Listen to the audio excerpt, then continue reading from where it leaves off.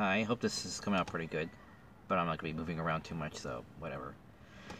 Okay, this is a bit long time afterwards, but whatever. This is the car review until I'm done downloading. Before I go do my laundry, of Captain Marvel. Okay, I didn't want to throw my hat in the ring, but after hearing some reviews, it's like, okay, let me throw my hat in the ring. Oh, and by the way, if you're going to throw your hat in the ring, you really shouldn't whine about it that you are taking part in what's going on. You know, and like, I'm getting attention. It's like, yes, that's what happens when you throw your hat in the ring. You're going to get attention. There's an audience. It's like, and then they start whining about it. It's like, oh, for crying out loud. Anyway, Captain Marvel. What do I think of Captain Marvel? Well, I keep getting confused with Miss Marvel. Which the Marvel Rising was very. I'm very thankful for that to clarify the difference between the two characters. And this is pre-Rogue, by the way, since 20th Century Fox has not given the rights, has not merged yet. It is merging currently with Disney, or Disney Marvel at this point. So who knows, in the future, maybe we'll actually get more of an adult Rogue. Maybe a 20-something-year-old, early 20-something-year-old will finally do that. Who knows? Anyway. I start from the beginning. I wanted to see the movie out with seeing as little of the movie as possible beforehand. And what I got was a fun-filled time. Standard Marvel, movie stuff. There's a lot of good and bad in that. The good is that it takes itself seriously enough that it feels like an actual movie and not just weak comic book characters, like the people from the first Transformers movies and all that, where it's like, we ain't human, we ain't normal, we're cartoon characters, even though we're live action, It's like, oh, for fuck's sakes. Just no. But anyway, luckily no one's like that. The military people take themselves seriously. Gasp! Maybe that's why the SEAL Ops and all that, or the military people in Transformers movies, were the actual likable characters. Because they actually say, stakes. Let's be serious about that. Anyway, so there was the story in itself. I won't spoil much of the story, but I'll tell you about what works. Okay, the backstory, the part where she wakes up and she has like human flashback memories, and it's like, I don't know what this is, even though I'm clearly an alien and I've never been to Earth, but I have these otherworldly, memories. I don't know what to make of them, and I have an impulse control problem. That's a nod, by the way, to not menopause, to having a period, people. That's called an emotional response. See, remember, this is Hollywood women, not actual women. That's different. I would say, you gotta learn to control your emotions. And it's like, no, that's not being fiery tempered. That's being a woman. Trust me, if you watch enough movies and Hollywood bullshit as I have, you tend to spot it. This isn't her being fiery. You can have a fiery personality and yet still be able to control it. She's not that. If she was younger, if she was a teenager, that would make a lot more sense. But this is her in her 20s, not a. She's a child. Sorry, I'm a little bit distracted. She's not a child. She's an adult. Adults are not that compulsive. Anyway. So. And then having her meet I forget what they're called, the hive mind being, and have that being like, so they say, hey, we kind of gave you this power. We can kind of take that away if you're not going to be like, even tempered, but the subtle word would be obedient. So I thought it was kind of a bit strange that they were kind of tapping that in just a little bit, just a tad. And what else else was there? But okay, yes, the setup as it unfolds was pretty good. It's all right. It's not great, but it's still entertaining enough. It's still kind of like, let's lead you, one step at a time leads into the next step. So that was okay. Her coming to Earth and falling into a Blockbuster, like there weren't any other video stores. I know Blockbuster was very popular, so the odds of that were pretty high if she's going to fall into any one particular video store. But it could have been Hollywood Video, it could have been any other generic name, but apparently because Blockbuster's closed down and it's no longer in use, they don't have to pay Blockbuster royalties, I don't think. So maybe that's why. It's kind of silly. And then she, meets Fury and this and that, and the whole adventure continues. And the thing about her backstory unravels and unravels and unravels until the point when the Kree finally go to her and they have that big talk, at the farmhouse of her friend. Then, sorry, I was distracted by that cop car, so I make sure nothing's going down right here. It's all, not that anything ever does, thank God. I'm from Rialto. Trust me, shit happens in that town, especially in the later years. But that's for another video. Point is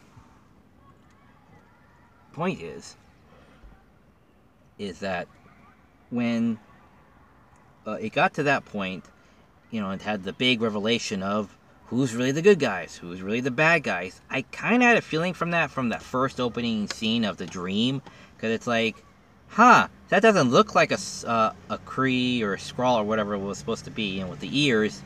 It's like, no, that's not them, because it obviously doesn't have the ears. It's like you would remember the distance between when he was turning his head that you would see the fucking ears. But we don't see the ears, so clearly it's not them. And it's supposed to be vague and shit, but it's kind of more clear. It's like, wait, was that him in the fog? Was that friend? So when the big reveal, comes out that the good guys are really the bad guys and the bad guys are really the good guys, I kind of always got that from that first shot. It's basically the first shot of the film. So,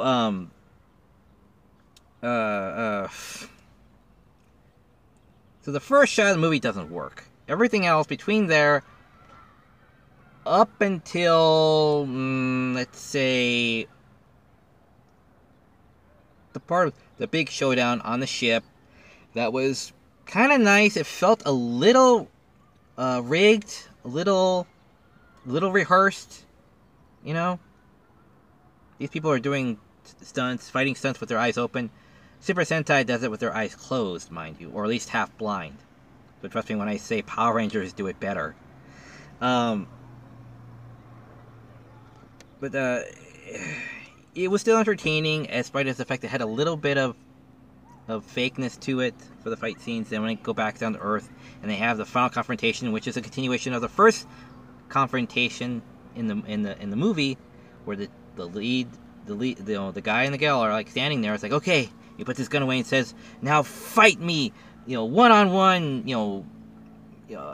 one-on-one, no weapons, no powers, just prove to me that you can do it." And she just blasts him. It's like, the fuck?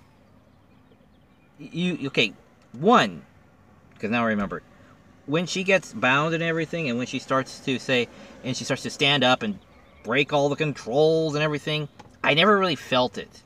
I did not feel that this was a struggle.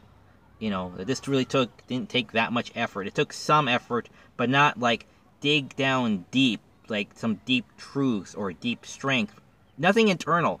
It's just, I am standing up. Like, that looks like, what I did just now looks like it did more expression of this takes effort than she did in the movie. I'm sorry.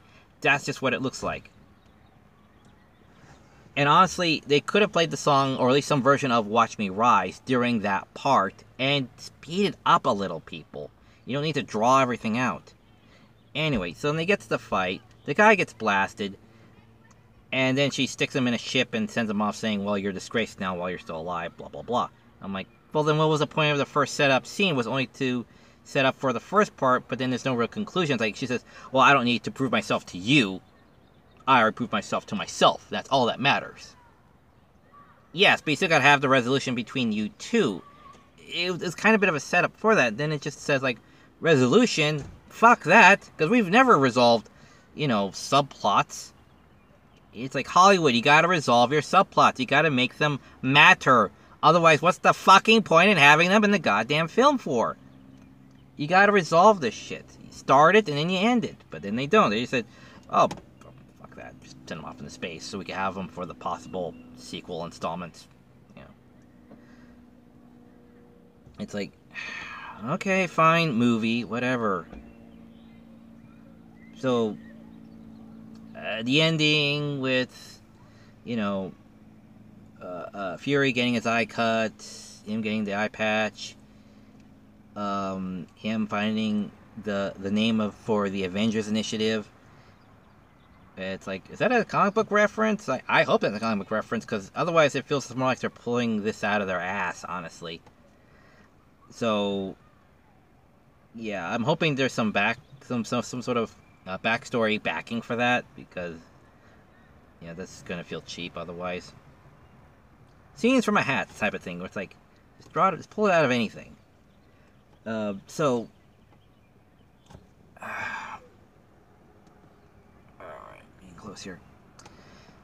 So overall, was it entertaining? Yes. It's more of a rental than anything else. I mean, was I entertained? Yes. Did it keep me going along, even though in the first scene it spoiled who the big reveal was? Yes. Despite that, I still managed to have a fun ride pretending to walk through this. Or kind of let part of myself go and let it lead me through this process. So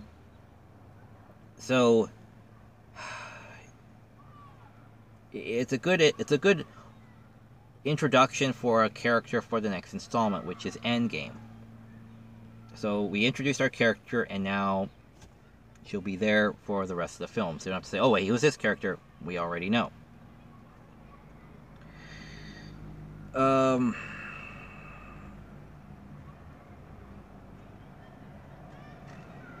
It kind of would have been nice if they elaborated when during her backflashes, when they saying you shouldn't be here, or you should give up, or why the hell, why are you doing this? It kind of would have been nice when they said you're too young to race, because you haven't had enough skill. Not that you're a woman or a female, or basically she was a little girl when she crashed the thing, and the guy said, "What the hell are you doing here?" That's supposed to be the fact that she is not an experienced driver. Neither was I at that age. So it's like, that's a knock at the fact of her age, not her gender. But she's a girl. She's not good at anything. Blah, blah, blah, blah. Even though that was the only time someone said, what the hell are you doing here? You shouldn't be here. Her brother said, I think it was her brother, or someone said, slow down. But she's all like, nah, I don't need to slow down. And then she crashes. So, but yeah, so I say a good 70, maybe not 30, no, 30 is too much. A good 80, 90, I'd say. It's a good enough film 80% of the time. 80-20, 90-10, I guess. Because 10% of that is just pure, just dog shit, where it's like, you gotta clarify, you gotta, elaborate, or you gotta compress down, you gotta give us more emotion, like emote, express, elaborate a little bit more, show a bit more emotion, and then, her costume changes, that it's less of a muted color, that's it. Well, we brightened up her colors, so they're kind of bright. Well, they're brighter than the costume originally was. That's it. And it's like, that's not, no. It should be bright and vibrant. Captain America's costume was bright and vibrant. Even the later ones were still bright and vibrant, because they actually meant something, But color that pops in an action CG film, it's like, You know, how dare they? It's like, yes, we need color in these fucking films. Can't just deal with this. Sorry for all the swearing, it just angers me. Like, come on, you can have color. You know, but they gotta cut back on the data compression, which is my theory, which I'm hoping someone can clarify for me someday, if that's the truth or not, or at least some part of the truth. Because those external memory hard drives they deliver for that 4K quality at your IMAX theater can only hold only so much. So if your movie, you know, file is, you know, too big, even for those monsters, you know, they're not, it's like they have to invent a new, bigger storage device just to contain it, which is my theory. But anyway,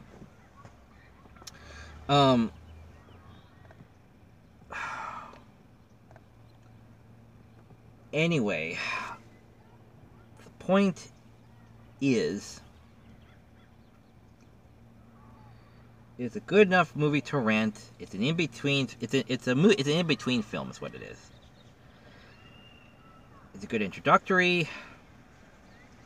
Does it have a decent amount of chunk wrong with it? Yes. Does it have a lot going for it? Sure. Is that the last time we're able to see cameo Stan Lee? I sure hope not, because I'm hoping they got at least one more out of him for Endgame. You know, I kind of hope they took him aside for a month, you know, before he died, and just did like back-to-back, you know, shots that they will like insert him into. I hope, because I still want to see this guy pop up in Marvel films. I don't want it to be a look-alike or a mask or anything, or heaven forbid another digital alteration, but I really want it to be him. It's been him this whole time, and I really want it to kind of stay him throughout the rest of the franchise. Alright, coming up at 20 minutes here. I'll just say goodbye here. Alright, so hopefully Endgame will be awesome, and it will earn all our respects, and it will be great. I want it to be great. I'm tired of good. I don't want good. I want great. Okay, bye.